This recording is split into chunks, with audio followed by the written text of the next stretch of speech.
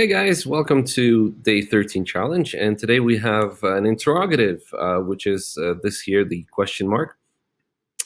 And when we're dealing with interrogative sentences, pretty much the diagramming doesn't change. We still need to find our subject and predicate. The thing about questions, whenever you see a question, is typically the role is reversed. You're going to find your verb kind of come first, especially when you have a verb that's formed of two things. I think if you guys recall when we did our grammar unit, I talked about auxiliary verbs. These are helping verbs that their role essentially is to provide you with the tense of the verb you're dealing with. So in English, you'll find things like he is walking, right? So you see the is the helping verb, and the walking is the kind of the participle or the main verb that you're dealing with. So in questions, you're going to find that auxiliary verb, that helping verb, at the very beginning. So all we got to do first is identify the question, and what makes it a question is this adverb why. Okay. Subject is not going to come first, just like I told you guys before. So we're gonna go over one word here, and you see she. So here's our subject.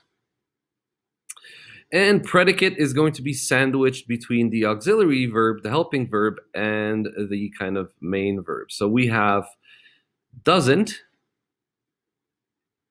reprimand. Okay, so you see how nicely this is sandwiched, and all languages pretty much do it. If you look at the French, uh, you'll find that verbs or helping verbs are reversed as well whenever asking questions. So here we go. We have our subject and we got our predicate, and we know it's a question. Let's go down to the next one, which is in quotes. So today is the day, she says. Usually with quotes, you're going to have one idea around the quotations and a second idea following it. Okay, so we got 1, 2, and then our third idea here being the question. So what would be the subject of so today is the day? Again, so is an adverb. And because this is not a question, we're going to find our subject right at the beginning. So today. And predicate should be right next to it, is. Awesome.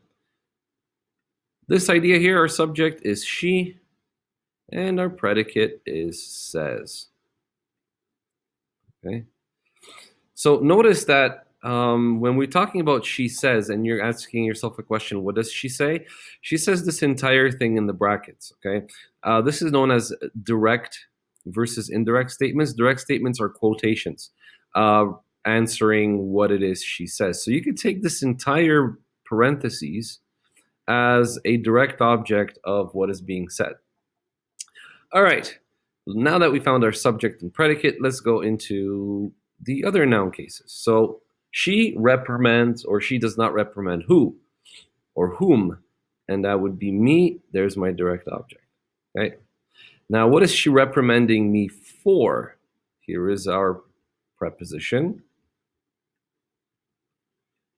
And remember, we talked about gerunds yesterday. We have another one of those very weird-looking words that end in ing. So staring, to stare is a verb, and we find ourselves another verb acting as a noun.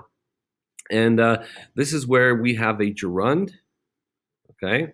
But it's agreeing with the preposition for. So if you can remember, for or to are prepositions that introduce the indirect object, okay? So I'm being reprimanded directly, but indirectly for staring. And staring is another action verb, which requires the preposition at who, myself, object of the preposition. OP. Sorry, my O is a little weird. All right. So again, subject, predicate, direct object, indirect object, followed by the object of the preposition. All right. Next, today is, and recall that is always a linking verb, linking two nouns together. Sometimes it links a noun and adjective together, but in this case, the day is not an adjective, it's a noun. So day is talking about today, and that is a predicate nominative. And we are done when it comes to the noun cases. So, what about the verbs? All right. We don't really see any should, would, could being presented here. So, let's start with the first one. She doesn't reprimand. The same as she does not reprimand. The reason why I want you guys to kind of write this out is just to get used to the idea of this apostrophe, right? Just kind of contracting the vowel together. And so instead of writing this, you get the little shorter version, which is this one. So what is this verb? It is third person because it's a she. It's a singular. And does is definitely present. It's simple.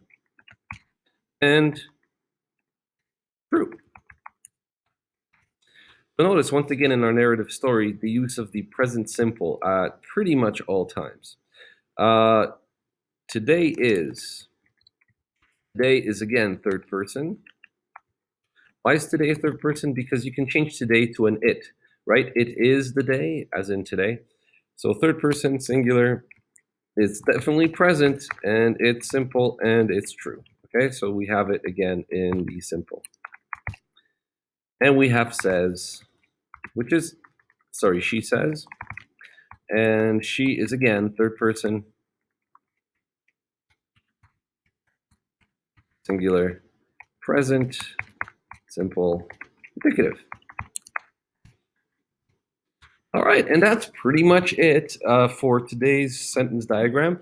Once again, I am very, very happy and actually extremely blown away by some of your daily challenge submissions. I'm seeing more and more improvement, and a lot of you guys are starting to get it. I'm hoping that this is helping you with your writing, helping you be more aware of what sentences do, what words do. And I'm hoping that that's going to translate into your introduction. Speaking of introduction, if you are having difficulty writing it, some people have sent me some emails and I've been able to respond. But once again, every day, I'm going to have a tutorial time for you. So you could just click on the link that I'm going to supply and pop in. I'm going to be there. Say, Mr. G, I'm having trouble.